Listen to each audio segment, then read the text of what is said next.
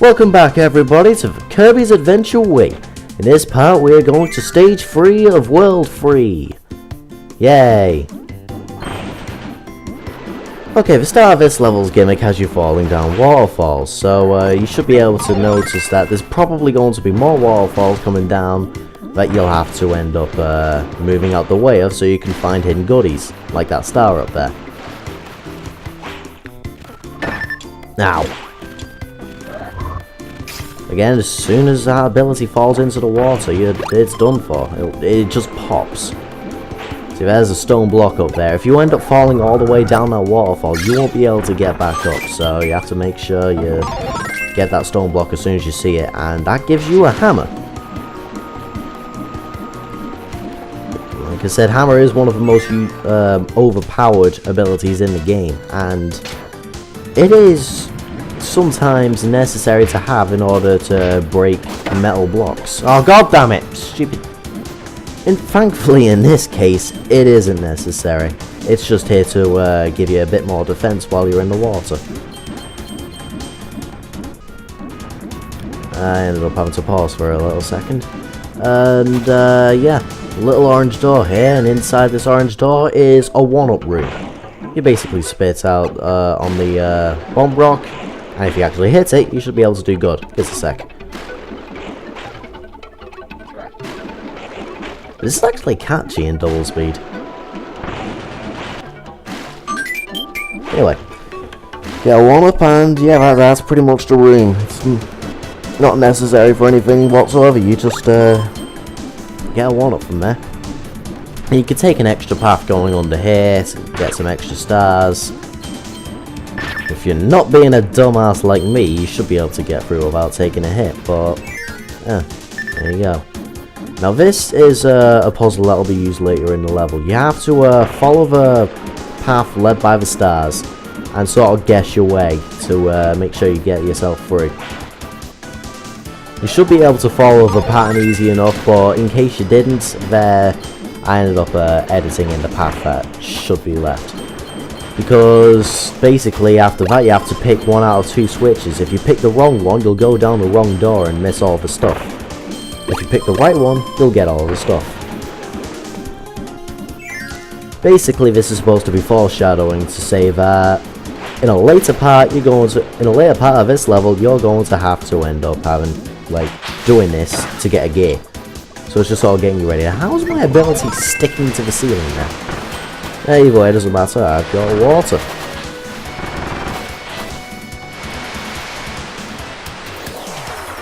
And the mini-boss of this area is Moundo. Now this Moundo gives you the stone ability. You basically, well, he's a stone thing. He runs at you, tries to attack you, rolls around sometimes, but there's nothing all that special to him really. Most of the mini-bosses are kind of bland really. It's got this pretty kick-ass remix of the mini-boss theme from most Kirby games, but still, it's a mini-boss, not that much fun. Still, you eat, and once you finish, you get the stone ability. And the reason why you need the stone ability is so you can get through the current in this little water. Without the stone ability, I'd have ended up being pushed up by the little current up there, and I wouldn't have been able to get down.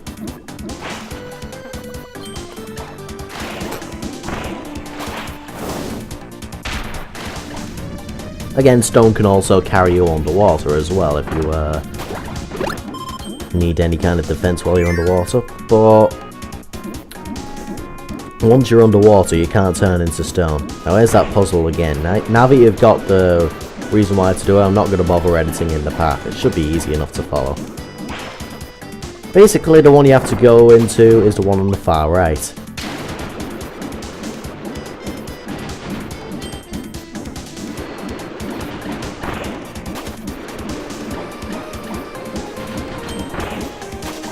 Now once you see all the stars towards the end of it, that basically means that you're taking the right way. So that's a good sign to make sure you've done it. And you get the gear.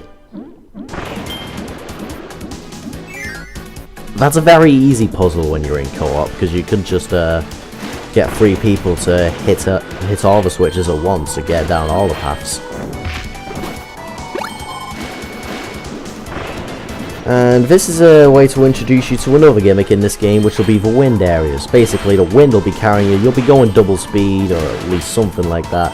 And yeah, basically, you just have to keep your wits about you, make sure you don't bump into anything. In later levels, you'll get gimmicks like this that you'll have to do for a year.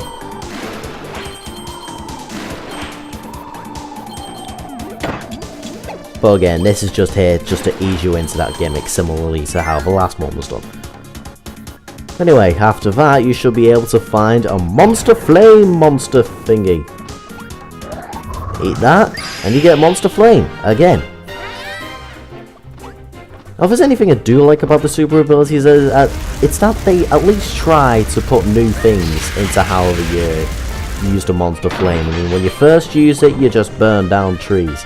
Now you have to time your button presses and precisely hit those barrels in the middle of these monster things to make sure that you hit the things, to make sure that you hit them. Because if you hit them while they're closed, you won't be able to destroy them. So yeah, there's all that good stuff. So like I said, even though the super abilities are kind of bland to use at first, at least later in the game they do try new things with each super ability. Ow! That's gotta be painful. They didn't even just get crushed and sort of fly all over the place, they just popped and then imploded. That's pretty creepy when you think about it. Again, this game is dark. All Kirby games are dark when you look into them carefully enough. In fact, some games you don't even need to look into them carefully, you just need to look at them.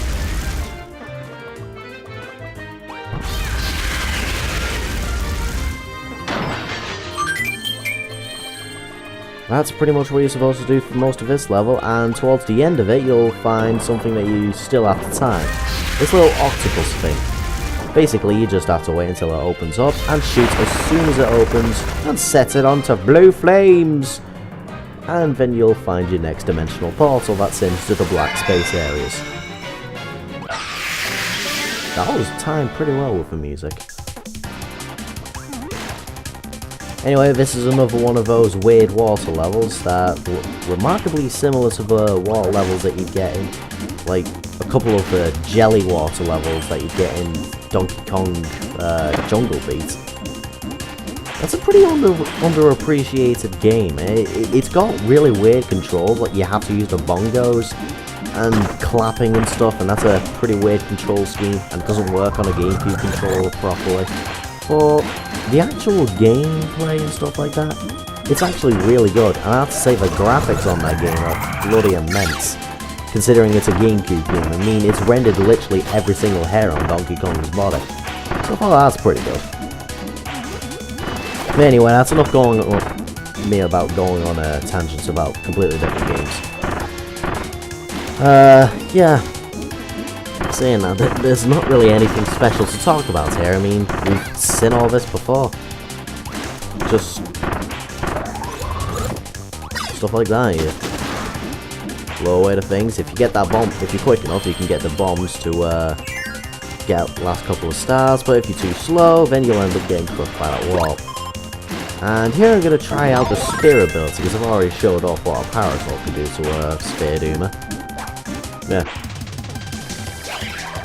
And helicopter! How much damage that thing does? It's kind of slow damage, but it's still. How is that thing still on fire when it's clearly, like, water everywhere? That makes no sense.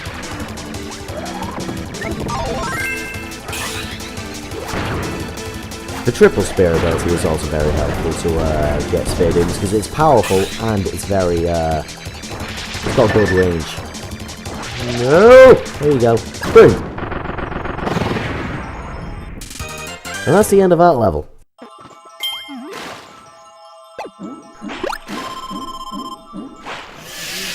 There you go. So yeah, once you duck under this little platform here, you'll be sent straight to the end of the level, and yeah, that's it. Can I get a 1 this time? Boom!